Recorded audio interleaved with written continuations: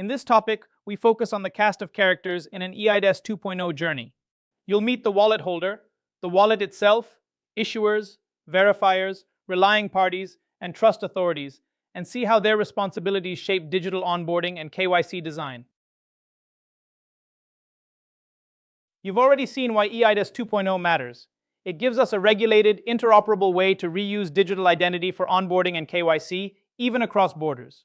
Now we turn that motivation into something actionable by asking, who actually makes this work? In this topic, we'll map the key actors around the EUDI wallet and clarify what each is responsible for. Once those roles are clear, we'll align on shared terminology, then connect everything into an end-to-end onboarding journey. eIDAS 2.0 is best understood as a coordinated ecosystem. Issuers, like governments or banks, create trusted credentials and send them to your EUDI wallet. As the wallet holder, you control which identity data and attributes are stored and when they're shared. When a relying party, such as a bank or online service, needs to identify you, it requests specific data from your wallet. Trust and supervisory bodies set the rules, certify participants, and monitor activity, so the whole process remains reliable and secure. Think of the wallet holder as a traveler carrying trusted digital documents. They decide which credential to show, to whom, and for what purpose. Every interaction is driven by their consent, selective disclosure, and clear user-centric privacy. The wallet provider is the user's primary touchpoint with the EUDI ecosystem. It delivers the app where credentials live, where authentication happens, and where consent is captured. Technically, it orchestrates secure storage, cryptographic keys, and presentation flows to issuers and relying parties. It must enforce privacy by default, expose only the minimum data requested, and support interoperability with common protocols so that one wallet works seamlessly across many services and countries.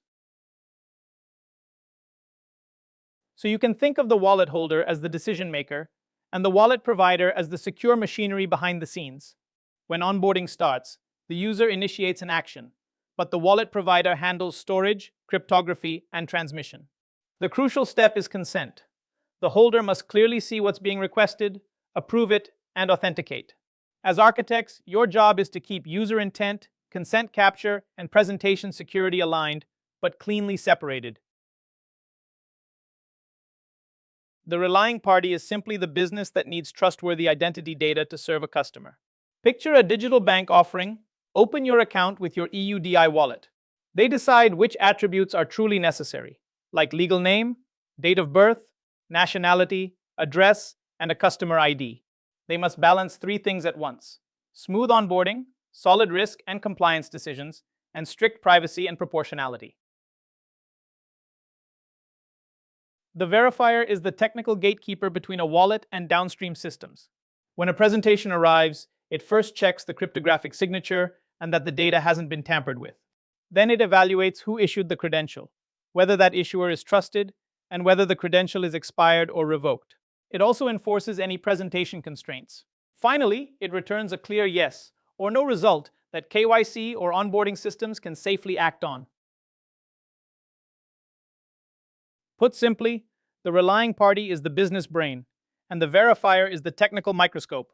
The relying party decides what data is needed, which risks matter, and ultimately whether to approve, deny, or escalate a transaction. The verifier focuses only on, are these credentials valid, unaltered, and from trusted issuers? In small deployments, one team may do both. In larger enterprises, verification is often centralized or outsourced as a shared service. PB is the digital backbone of a person's identity in the EUDI ecosystem.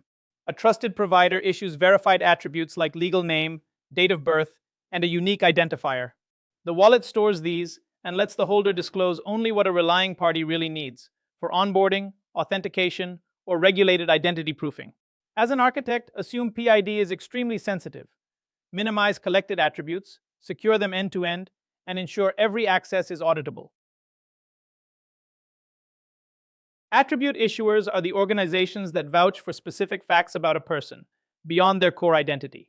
A university might attest to a degree, a government to a driving license or age, a bank to account details, an employer to job role. Relying parties then combine these attributes differently depending on the use case. As architects, you must decide which issuers to trust, how recent attributes must be, and what's legally relevant for each scenario. Issuers aren't just stamping out credentials, they're curating an ongoing trust relationship. They define what each attribute means, how strong the evidence is, and how long it should be trusted. As people's situations change, issuers may update, refresh, suspend, or revoke credentials, and publish status so verifiers can check them in real time. Relying parties then apply their own rules about freshness and authority when making KYC or access decisions. Trust service providers are the backbone that lets everyone else rely on digital credentials. They issue certificates, signatures, seals, and timestamps. And they run validation services that confirm in real time whether something is still trustworthy. In eIDAS-style ecosystems, they also link this technical layer to legal assurance, so that a verified signature or certificate can stand up in court and meet regulatory requirements. As architects, you decide which specific trust services your solution must consume. Supervisory bodies are the glue that holds the trust framework together. They don't just license services, they continuously check that wallets, issuers, and trust service providers behave as promised. Each regulated role maps to specific assurance levels, evidence obligations, and audit or certification touchpoints. As a solution architect, you need to design for this: clear logs, attestation evidence, separation of duties, and operational controls that make external supervision straightforward rather than painful. The key idea to remember is who does what.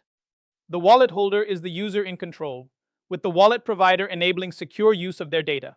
Relying parties define the business need, verifiers check evidence, and PID and attribute issuers, trust services, and supervisors provide the regulated trust backbone that makes the whole ecosystem work.